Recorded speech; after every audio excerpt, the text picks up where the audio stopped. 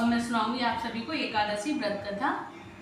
जय श्री कृष्ण चैतन्य प्रभु नित्यानंद श्री अद्वैत गदाधर शिवासादि गौर भक्ति वृंद। तो देखिए यह है एकादशी महात्म की किताब जिसमें से मैं आप सभी को सुनाने जा रही हूँ एकादशी व्रत कथा, क्योंकि आज है इंद्र एकादशी। तो आज अब मैं आप सभी को सुनाऊंगी इंद्र एकादशी व्रत कथा, क्योंकि इस कथा का महात्म बहुत बड़ा होता है। और आप सभी से कहूंगी मैं कि एकादशी का व्रत अगर रहे हैं तो सभी एकादशी की व्रत कथा तो जरूर सुने, और अगर जो ना भी रहे एकादशी व्रत वो भी एकादशी व्रत की कथा तो जरूर सुने, क्योंकि आज है इंद्र एकादशी। तो मैं सुनाने जा रही हूँ आप सभी को इंद्र एकादशी व्रत कथा। जय श्री हरि।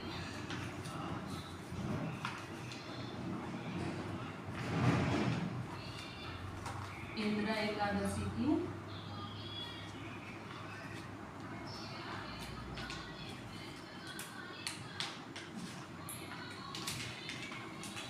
ये है आश्विन मास की एकादशी इंद्र एकादशी व्रत कथा। जो पितृपक्ष अर्थात आश्विन के कृष्ण पक्ष की यह एकादशी इंद्र एकादशी कहलाती है।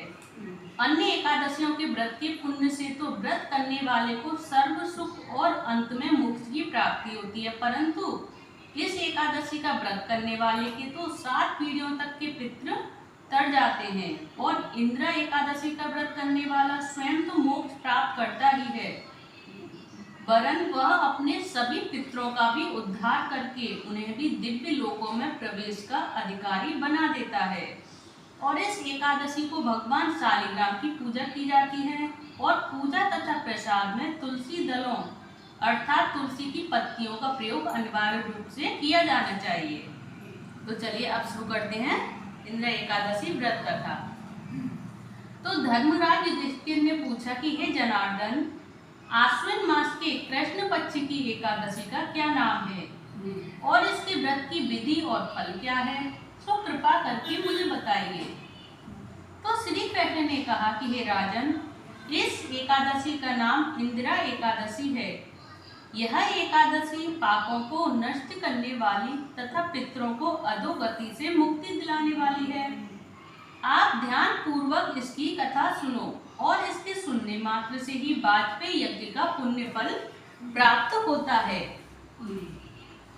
तो सतयुग में महेशमती नाम की नगरी में इंद्रसेन नाम का एक प्रतापी राजा धर्म पूर्वक अपनी प्रजा का पालन करता था, और वह राजा पुत्रों पौत्रों और धन धान्य से संपन्न तथा विष्णु का परम भक्त था। एक दिन जब राजा अपनी सभा में बैठा था तो आकाश मार्ग से महर्षि नारद उनकी सभा में आए। राजा उनको देखते ही हाथ जोड़कर खड़ा हो गया और विधि पूर्वक आसन व अर्घ्य दिया। सुख से बैठकर नारद मुनि ने राजा से पूछा कि हे राजन, आपके 7 अंग कुशल पूर्वक तो हैं, तुम्हारी बुद्धि धर्म में और तुम्हारा मन विष्णु भक्ति में तो रहता है। देवर्षि नारद की बातें सुनकर राजा ने कहा कि हे देवर्षि, आपकी कृपा से मेरे राज्य में सब कुशल है तथा मेरे यहाँ यज्ञ कर्मादि सुकृत हो रहे हैं, और आप कृपा करके अपने आगमन का कारण मुझे बताइए। तब नारद जी कहने लगे कि हे राजन, आप आश्चर्य देने वाले मेरे वचनों को सुनो। मैं एक समय ब्रह्मलोक से यमलोक को गया, और वहाँ श्रद्धा पूर्वक यमराज से पूजित होकर मैंने धर्मशील और सत्यवान धर्मराज की प्रशंसा की। उसी यमराज की सभा में महान ज्ञानी और धर्मात्मा तुम्हारे पिता को एकादशी का व्रत भंग होने के कारण देखा। उन्होंने जो संदेश दिया है वह मैं तुमसे कहता हूँ। तुम्हारे पिता ने कहलवाया है कि पूर्व जन्म में कोई विघ्न हो जाने के कारण मैं यमलोक में रह रहा हूँ। हे पुत्र, यदि तुम इंद्र एकादशी का व्रत मेरे निमित्त करो तो मुझको स्वर्ग की प्राप्ति हो सकती है। तब राजा कहने लगा कि हे देवर्षि, आप इस व्रत की विधि मुझे बताइए। तो नारद जी कहने लगे कि हे राजन, आश्विन मास के कृष्ण पक्ष की 10वीं के दिन प्रातःकाल श्रद्धा सहित स्नान करना चाहिए। इसके पश्चात दोपहर को भी स्नान करना चाहिए। उस समय जल से निकलकर श्रद्धा पूर्वक पितरों को श्राद्ध करें और एक समय भोजन करें। तथा रात्रि को पृथ्वी पर शयन करें और दूसरे दिन अर्थात एकादशी के दिन प्रातःकाल दातुन करें और स्नान करें। उसके पश्चात भक्ति पूर्वक व्रत का संकल्प करें और संकल्प करते समय भगवान से श्रद्धा पूर्वक कहें कि हे प्रभु, मैं आज निराहार हूँ और समस्त भोगों का त्याग कर कल भोजन करूँगा। हे भगवान, आप मेरी रक्षा करने वाले हैं, आप मेरे व्रत को पूर्ण करें। इस प्रकार आचरण करके दोपहर को शालिग्राम की मूर्ति के आगे फल फूल रखकर उनकी पूजा करें। शाम को भगवान विष्णु की धूप दीप नैवेद्य आदि से पूजा करें तथा रात्रि को जागरण करें। इसके उपरांत द्वादशी के दिन मौन होकर बंधु बांधवों सहित भोजन करें। बस यही इंद्र एकादशी के व्रत की विधि है। हे राजन, यदि तुम भक्ति भाव से इस एकादशी का व्रत को करोगे तो तुम्हारे पिता अवश्य ही स्वर्ग को प्राप्त होंगे। तो देवर्षि नारद जी राजा को यह उपदेश देकर अंतर्ध्यान हो गए। राजा ने इंद्र एकादशी के आने पर बंधु बांधवों और दरबारियों सहित इस व्रत को किया।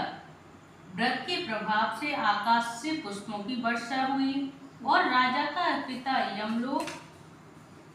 यमलोक से गरुड़ पर चढ़कर स्वर्ग को गया।